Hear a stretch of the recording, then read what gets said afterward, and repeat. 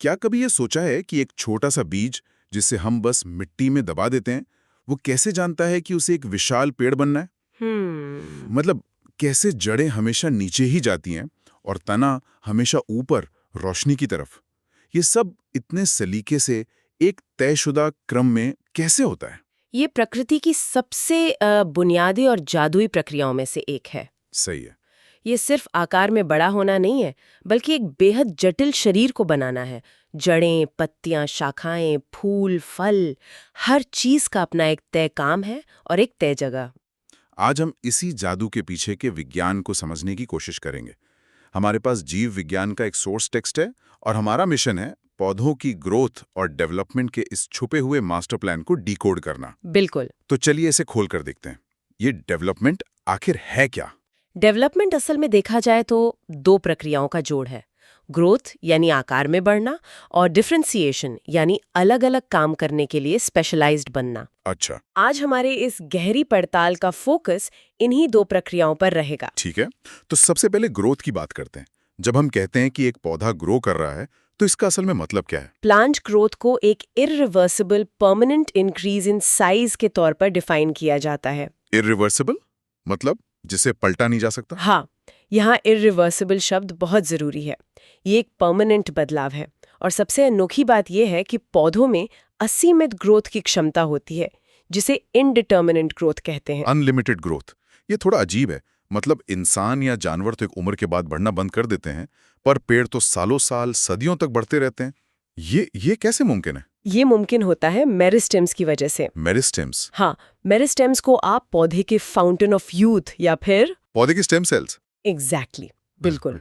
ये plant body में कुछ खास जगहों पर मौजूद लगातार डिवाइड होने वाले सेल्स के ग्रुप होते हैं, जैसे रूट एपिकल मेरिस्टम जड़ों की नोक पर, और शूट एपिकल मेरिस्टम तने के ऊपरी सिरे पर। अच्छा। ये मेरिस्टम्स पौधे की जिंदगी भर नए सेल्स जोड़ते रहते हैं, और इसी को ओपन फॉर्म ऑफ ग्रोथ कहा जाता है। तो ये मेरिस्टम्स ही वो वजह है कि हम 100 साल पुराने बरगद के पेड़ भी देखते हैं जो अब भी बढ़ रहे हैं। यहाँ एक बात दिमाग में आती है, इस ग्रोथ को मेजर कैसे करते हैं? सिर्फ पौधे की लंबाई देखकर तो पूरी कहानी पता नहीं चलती होगी। बिल्कुल नहीं। ग्रोथ को कई अलग अलग पैमानों पर मापा जा सकता है, जैसे वजन, क्षेत्रफल या फिर कोशिकाओं की संख्या। ओके।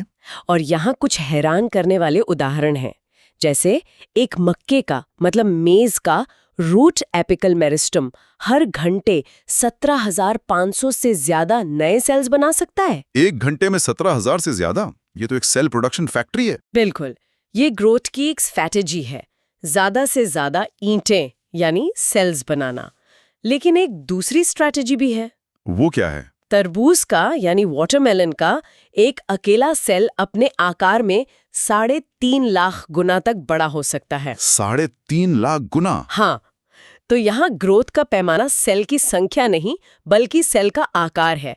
एक तरफ ज्यादा ईंटें बनाना, दूसरी तरफ एक ही ईंट को फुलाकर बहुत बड़ा कर देना। वाओ!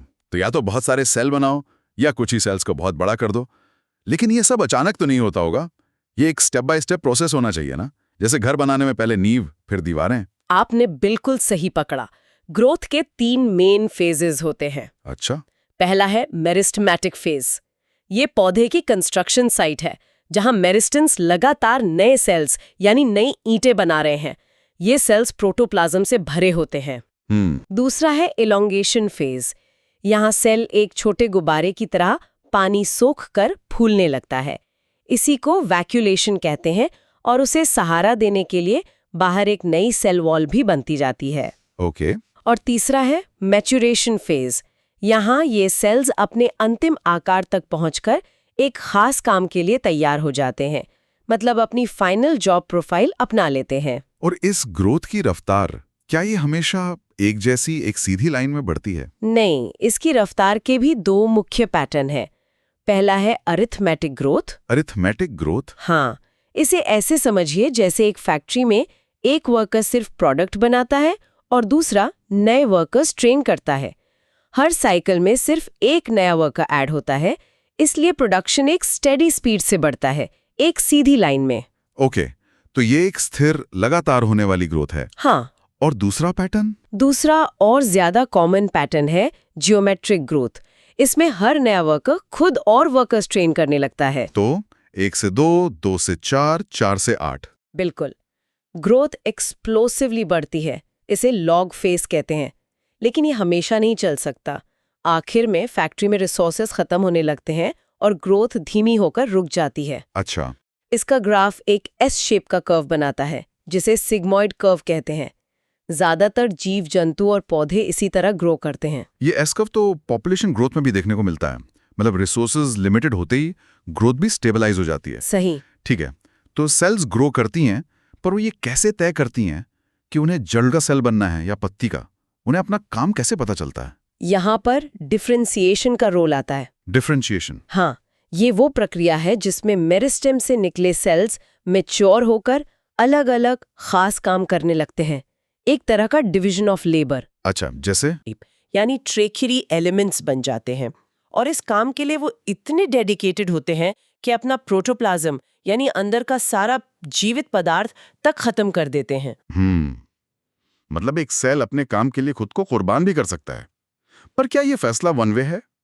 एक बार कोई सेल पत्ती का सेल बन गया तो क्या वो हमेशा वही रहेगा? यहीं पर पौधों का सबसे फैसिनेटिंग पहलू सामने आता है। जवाब है नहीं। नहीं? और यहीं से डी डिफरेंशिएशन और रीडिफरेंशिएशन के कॉन्सेप्ट्स आते हैं। एक मिनट, डी डिफरेंशिएशन मतलब अपने स्पेशलाइजेशन को भूल जाना?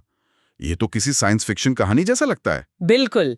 डी डिफरेंशिएशन में मैच्योर सेल्स जो डिवीजन की क्षमता खो चुके हैं, वो कुछ खास परिस्थितियों में इसे वापस हासिल कर लेते हैं। कमाल है। इसे ऐसे सोचें, पौधे के पास कुछ स्पेशलाइज्ड वर्कर सेल्स हैं। डी डिफरेंशिएशन का मतलब है कि पौधा उस वर्कर को वापस ट्रेनिंग स्कूल भेज सकता है। और रीडिफरेंशिएशन? रीडिफरेंशिएशन का मतलब है कि ट्रेनिंग के बाद वो उसे एक बिल्कुल नया काम दे सकता है, जैसे शायद जख्म भरने वाले सेल का काम। इनक्रेडिबल। तो पौधे के पास एक तरह का रीसेट बटन है, वो अपने सेल्स को रीस्किल कर सकता है। एग्जैक्टली। पौधे की इसी फ्लेक्सिबिलिटी को प्लास्टिसिटी कहते हैं। इसका एक बेहतरीन उदाहरण है हेटेरोफिली। जैसे बटरकप पौधे में जो पत्तियां पानी के अंदर होती हैं उनका आकार, और जो हवा में होती हैं उनका आकार बिल्कुल अलग होता है। ये दिखाता है कि पौधा अपने माहौल के हिसाब से खुद को कैसे बदल सकता है। ये पूरी प्रक्रिया ग्रोथ, डिफरेंशिएशन, रीस्किलिंग बहुत ज्यादा कोऑर्डिनेटेड लगती है। किसी कंडक्टर के बिना इतनी बड़ी ऑर्केस्ट्रा कैसे चल सकती है? इसे कंट्रोल कौन करता है? इसे कंट्रोल करते हैं केमिकल मैसेंजर्स, जिन्हें हम प्लांट ग्रोथ रेगुलेटर्स, पीजीआरस या फाइटोहॉर्मोन्स कहते हैं। अच्छा, प्लांट हार्मोन्स? हाँ, ये छोटे साधारण मॉलिक्यूल्स होते हैं जो पौधे की पूरी जिंदगी को बीज के अंकुरन से लेकर बुढ़ापे तक रेगुलेट करते हैं। प्लांट हार्मोन्स, इनकी खोज कैसे हुई होगी? मुझे लगता है ये बहुत कंट्रोल्ड लैब एक्सपेरिमेंट्स में हुआ होगा। What's fascinating here is कि ज्यादातर पीजीआरस की खोज किसी प्लानिंग से नहीं बल्कि एक्सीडेंटल ऑब्जर्वेशन से हुई। अच्छा।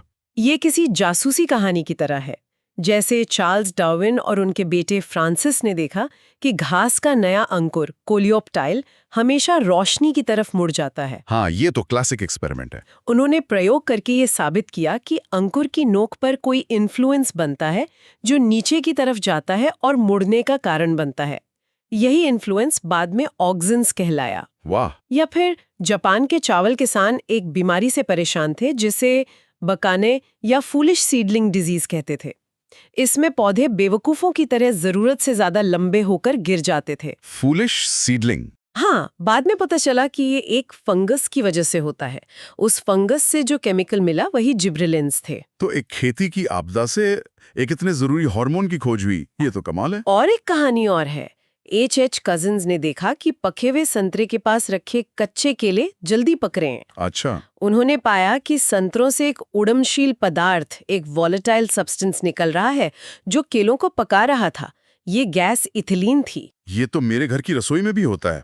मैं अक्सर सोचता था कि एक फल दूसरे को कैसे पका देता है। So what does this all mean? ये पीजीआरस आखिर करते क्या हैं? इन्हें मोटे तौर पर 2 ग्रुप्स में बांटा जा सकता है। ग्रोथ प्रोमोटर्स जो ग्रोथ को बढ़ावा देते हैं, और ग्रोथ इनहिबिटर्स जो उसे रोकते हैं। प्रोमोटर्स और इनहिबिटर्स? हाँ, 5 मुख्य तरह के पीजीआरस हैं और पौधे की जिंदगी में ये एक इंटरनल पॉलिटिकल सिस्टम की तरह काम करते हैं, जहां लगातार खींचतान चलती रहती है। चलिए, इस पॉलिटिकल सिस्टम को समझते हैं। सबसे पहले ऑक्सिन्स। पहले है ऑक्सिन्स, जिनका ग्रीक में मतलब ही होता है टू ग्रो। अब इमेजिन कीजिए कि ऑक्सिन जो सबसे ऊपरी कली एपिकल बड में बनता है, वो एक बॉस की तरह है जो कहता है सिर्फ मैं बढ़ूंगा, बाकी सब शांत रहो। अच्छा, इसी को एपिकल डोमिनेंस कहते हैं। रुकिए, ये तो अजीब है। पौधा अपनी साइड ब्रांचेस को बढ़ने से खुद क्यों रोकेगा? ज्यादा शाखाएं होना तो अच्छी बात है ना? ये एक बहुत अच्छा सवाल है। एपिकल डोमिनेंस पौधे को ऊपर की तरफ रोशनी की ओर बढ़ने में मदद करता है ताकि वो दूसरे पौधों से कंपटीशन में आगे निकल सके। अच्छा, ये सर्वाइवल स्ट्रेटजी है। बिल्कुल, लेकिन अगर हम इस बॉस यानी एपिकल बड को काट दें तो साइड ब्रांचेस ग्रो करने लगती हैं।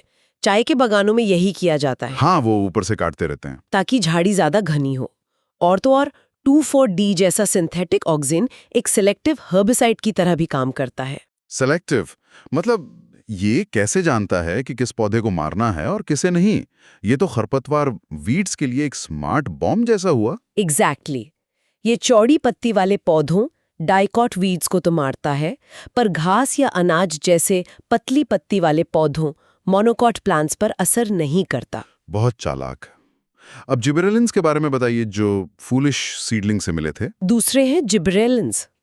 ये 100 से ज्यादा तरह के होते हैं और ये पौधे के स्ट्रेच हार्मोन्स हैं। इनका मुख्य काम लंबाई बढ़ाना है। लंबाई बढ़ाना? हाँ, चाहे वो अंगूर के डंठल को लंबा करके गुच्छों को बड़ा करना हो, या सेब के फल का आकार सुधारना हो, या फिर गन्ने के तने को लंबा करना हो। गन्ने पर स्प्रे करने से उसकी पैदावार 20 टन प्रति एकड़ तक बढ़ सकती है। 20 टन प्रति एकड़, ये तो किसानों के लिए गेम चेंजर है। बिल्कुल। और तीसरा किरदार कौन है इस पॉलिटिकल ड्रामा में? तीसरे है साइटोकाइनिन्स। अगर ऑक्सिन बॉस है तो साइटोकाइनिन्स रिबेलियन है। अच्छा। इनका मुख्य काम है सेल डिवीजन, यानी साइटोकाइनेसिस को बढ़ावा देना। ये जड़ों में बनते हैं और ऊपर की तरफ आते हैं और साइड ब्रांचेस को कहते हैं नहीं, तुम भी ग्रो कर सकते हो। तो ये एपिकल डोमिनेंस को चैलेंज करते हैं। हाँ, तो पौधे का आकार इस बॉस ऑक्सिन और रेबेल साइटोकाइनिन के बीच पावर बैलेंस पर निर्भर करता है। ये पत्तियों को बूढ़ा होने, लीफ सेंसेंस से भी रोकते हैं। तो ये पौधे को जवान रखने में मदद करते हैं। अब एथिलीन की बात करते हैं, जो फलों को पकाता है। चौथा, एथिलीन एक गेशियस पीजीआर है। इसका सबसे प्रसिद्ध काम है फ्रूट राइपनिंग, फल पकाना। हाँ, फलों के पकने के दौरान उनका सांस लेने की दर, रेस्पिरेशन रेट तेजी से बढ़ जाती है। इस फिनोमेना को रेस्पिरेटरी क्लाइमैक्टिक कहते हैं और ये एथिलीन की वजह से ही होता है। लेकिन ये सिर्फ पकाता नहीं, ये बुढ़ापा, सेनेसेंस और पतझड़ एब्सिशन को भी बढ़ावा देता है। एक मिनट, आपने पहले कहा कि साइटोकाइनिन्स पौधे को जवान रखते हैं और एथिलीन उसे बूढ़ा करता है। तो क्या पौधे के अंदर एक ही समय पर एक्सेलरेटर और ब्रेक दोनों दबे रहते हैं? ये कैसे मैनेज होता है? बहुत बढ़िया पॉइंट, और यही इस सिस्टम की खूबसूरती है। हाँ, पौधे के अंदर ये दोनों विरोधी ताकतें एक साथ मौजूद होती हैं। अच्छा। जब तक साइटोकाइनिन्स का प्रभाव ज्यादा है, पत्तियां हरी रहती हैं। जैसे ही एथिलीन का स्तर बढ़ता है, बुढ़ापे की प्रक्रिया शुरू हो जाती है। ये एक नाजुक संतुलन है। समझ गया। और आखिरी वाला, पांचवा पीजीआर? आखिरी है एब्सिसिक एसिड, ABA। ये ग्रोथ को रोकने वाला यानी एक ग्रोथ इनहिबिटर है। इसे पौधे का स्ट्रेस हार्मोन भी कहते हैं। Stress hormone? हाँ, या इमरजेंसी ब्रेक। जब पौधे को तनाव होता है, जैसे पानी की कमी, तो ABA तुरंत स्टोमाटा यानी पत्तियों के छिद्रों को बंद कर देता है ताकि पानी का नुकसान कम हो। ये बीजों को सुप्त अवस्था, डॉर्मेंसी में भी रखता है। मतलब ये जिब्रेलिन्स के उल्टा काम करता है? ज्यादातर मामलों में हाँ, बिल्कुल उल्टा। तो ऐसा बिल्कुल नहीं है कि एक हार्मोन का एक ही काम है, ये सब मिलकर काम करते हैं। जैसे किसी कॉकटेल का असर उसके इंग्रेडिएंट्स के रेशियो पर डिपेंड करता है, वैसे ही। एग्जैक्टली। ये एक सिम्फनी की तरह है। ये पीजीआर्स अकेले काम नहीं करते। इनके रोल्स एक दूसरे के पूरक, कॉम्प्लीमेंट्री भी हो सकते हैं और विरोधी, एंटेगोनिस्टिक भी। जैसे बीज को सुप्त अवस्था में रखना है या अंकुरित करना है, ये ABA और जिब्रेलिन्स के बैलेंस से तय होता है। पौधे को लंबा बढ़ना है या झाड़ीदार बनना है, ये ऑक्सिन्स और साइटोकाइनिन्स के इंटरैक्शन से तय होता है। मतलब ये सब जटिल घटनाएं हैं जहाँ कई पीजीआर्स मिलकर काम करते हैं। बिल्कुल। इसका मतलब पौधे के अंदर का ये जो इंटरनल कंट्रोल सिस्टम है, ये बहुत डायनामिक है। पर बाहर के माहौल जैसे रोशनी, तापमान, पानी का भी तो असर होता होगा ना? अगर हम इससे कनेक्ट करें द बिगर पिक्चर, तो पीजीआर्स सिर्फ एक तरह का इंट्रिंसिक यानी अंदरूनी कंट्रोल है। ओके असली कहानी तब बनती है जब ये अंदरूनी कंट्रोल बाहरी दुनिया से मिलता है। ओके पौधे के जीन्स यानी जीनोमिक कंट्रोल और बाहरी फैक्टर्स जैसे लाइट, टेम्परेचर, वाटर, इन सब के साथ मिलकर ये पीजीआर्स पौधे की ग्रोथ को रेगुलेट करते हैं। तो ये एक ब्रिज की तरह है। हाँ, असल में पीजीआर्स वो भाषा है जिसके जरिए पौधा बाहरी दुनिया से बात करता है। जैसे जब दिन लंबे होने लगते हैं, जो एक एक्सटर्नल सिग्नल है, तो पौधे के अंदर कुछ पीजीआर्स का लेवल बदलता है जो उसे फूल खिलाने का सिग्नल देते हैं। ये इंटरनल केमिस्ट्री और एक्सटर्नल वर्ल्ड के बीच का ब्रिज है। तो आज हमने समझा कि एक बीज से पेड़ बनने का सफर एक कंटिन्यूअस और फ्लेक्सिबल प्रोसेस है, जिसका श्रेय मेरिस्टेम्स की कभी न खत्म होने वाली ग्रोथ और प्लास्टिसिटी की रीसेट बटन वाली क्षमता को जाता है। एक शानदार जुगलबंदी बनाते हैं। This raises an important question. बताइए। हमने देखा कि एग्रीकल्चर में इन हार्मोन्स का इस्तेमाल पैदावार बढ़ाने और ग्रोथ को कंट्रोल करने के लिए बड़े पैमाने पर हो रहा है। हम गन्ने को लंबा कर रहे हैं, फलों को पका रहे हैं, खरपतवार को मार रहे हैं। सही बात है। जैसे जैसे हम जीवन की इन बुनियादी प्रक्रियाओं को मैनिपुलेट करने में बेहतर होते जा रहे हैं, इसका हमारे फूड सिस्टम्स और उन पौधों के प्राकृतिक विकास, नेचुरल एवोल्यूशन पर क्या असर पड़ेगा जिन पर हम पूरी तरह से निर्भर हैं।